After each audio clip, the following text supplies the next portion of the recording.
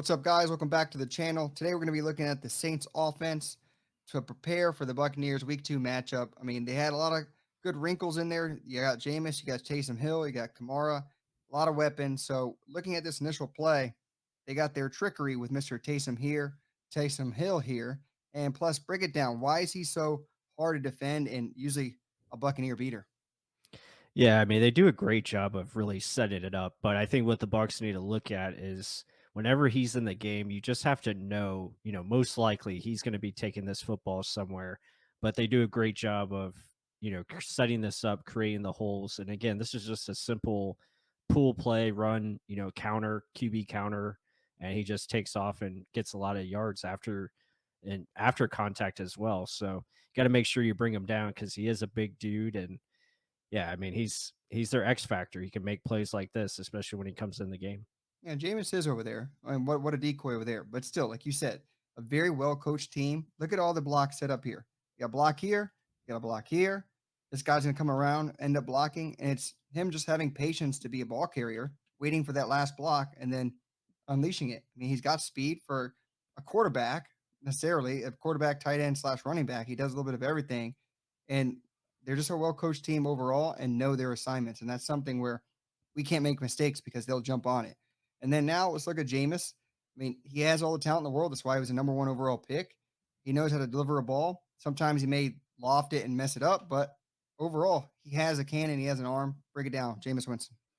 Yeah, this was a few of his throws in the fourth quarter. He had a really good fourth quarter to help his team win against the Falcons. I believe he had over 200 yards and two touchdowns in the fourth quarter. So, yeah, just making the right reads and seeing what the defense is presenting him. Again, here, not forcing the issue, just dropping it off to Alvin Kamara here underneath and allowing him to make plays.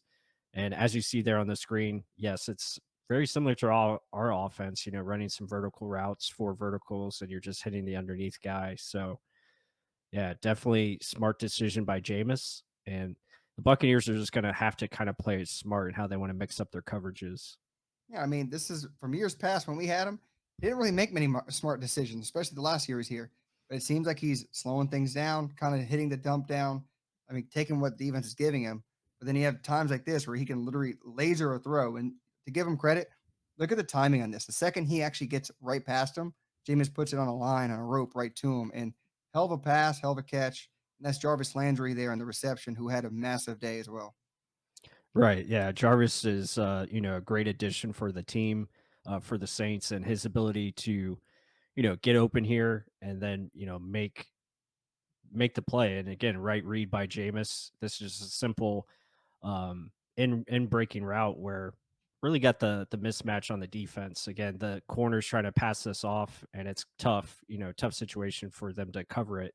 So again, great play by all parties there. And let's be honest as well. The Cowboys had one receiver. They have a lot more weapons. I mean, look at Michael Thomas on your screen. You have Jarvis Landry in the slot. You have Olave in the outside. I mean, you have a lot more speed, ability on the offense of the Saints, and they just literally spread it all out. This one guy has to cover too much space.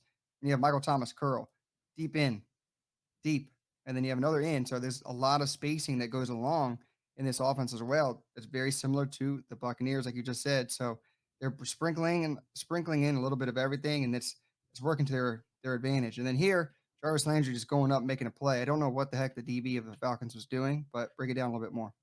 Yeah, this is just like you said, Jarvis Landry making a great play on the football. And again, a good accurate pass here by Jameis, letting his guy come down with this and being able to make a play on the ball. But yeah, I'm not sure what the defensive back is doing there. He's kind of just watching, like, I guess, shading him to the outside, but he's letting him go by him. I mean, yeah, so not sure what the defense was looking at there.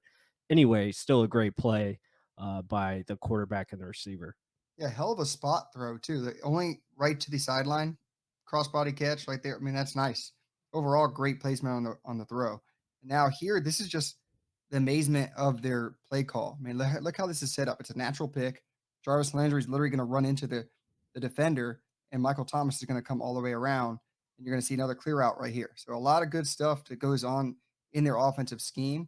And this is the stuff where they take advantages of defenses that don't know where to be. Right, like you said, don't know where to be, and again, this is great, play design and creating space, for your options, for your weapons, and Michael Thomas does a great job of running this route, where he needs to be precisely, and Jameis puts it right on the spot, so, again, good execution. The Buccaneers are gonna have to be really smart in how they attack, this offense, with their coverages and mixing up certain things because when you get down in the red zone like this, there's not much you can do on this type of play here to Michael Thomas. Again, it's a great job of release, separation, and then great ball placement for the touchdown. This is truly best on best. I mean, Michael Thomas is their best receiver easily. He looks like he's returned to form after missing the year, and you're isolating outside. This is what the Bucs did with Mike Evans and against the Cowboys week 1. You're going to have to do this, and Carlton Davis is going to have to step up in a big way, knock this thing down, or at least make it a competition here. You can't just give up things like this. I mean, he is a great player, but guess what? Carlton Davis, prove you're a great player as well. Now we're going in the opportunities where Jameis does make mistakes. He stares at guys, he tries to laser balls into zones that shouldn't happen. I know he has a great arm, but this is a deep throw, opposite and an out route. This guy should have came down with this ball, and he just didn't. So the opportunities should be there. It's do you capitalize? Right, yeah, definitely opportunities will be there for sure.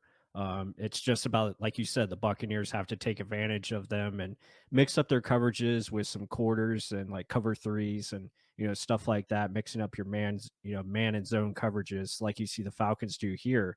Again, this is a great job of just dropping back into this zone, and yeah, the corner's got to make the play. So there'll be moments in the game where Buccaneers have to make those turnovers happen. Yeah, and a lot of it there wasn't pressure, but when there was pressure, things broke down. Jameis really didn't see. He usually stares down the field a little too long. And if guys like, I mean, this is Grady Jarrett. It's one hell of a player. But if our interior can get some pressure, get inside, and using those A gap blitzes, I mean, Jameis is going to depend on his guys. He likes his system. He literally depends on it too much, and he gets taken down or forced into positions where he shouldn't be in. But I mean, there is opportunities to be had. Right. I think the biggest thing against Jameis and their offense, you got to take away that first read. Jameis is going to look at primary option right away, and if we can find a way to take that option away from them, it gives your defense chances like this to make sacks. And you're going to see it here again. Zone blitzes or just guys coming in at the right time. This is something the Bucs can capitalize on because Jameis doesn't even see this guy, doesn't identify it pre-snap. So opportunities like with Devin White and Levante, they could be there, especially if you rotate the defense like the Falcons did here to really take away those options. It could be very good for the Buccaneers defense. And what Plus is saying, this guy's just filling in the spot that this guy is leaving. Usually someone has to fill it in. Todd Bowles has a very diverse defense. I mean, look at the guy that's on the line here. You think he's going to come in? No, he doesn't. He's dropping back. There's just another guy coming in.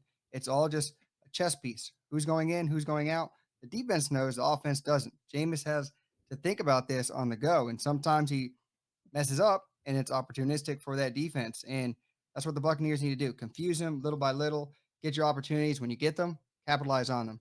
Guys, you like this breakdown? Let us know down below. Comment. Are the Saints going to win? Bucs winning?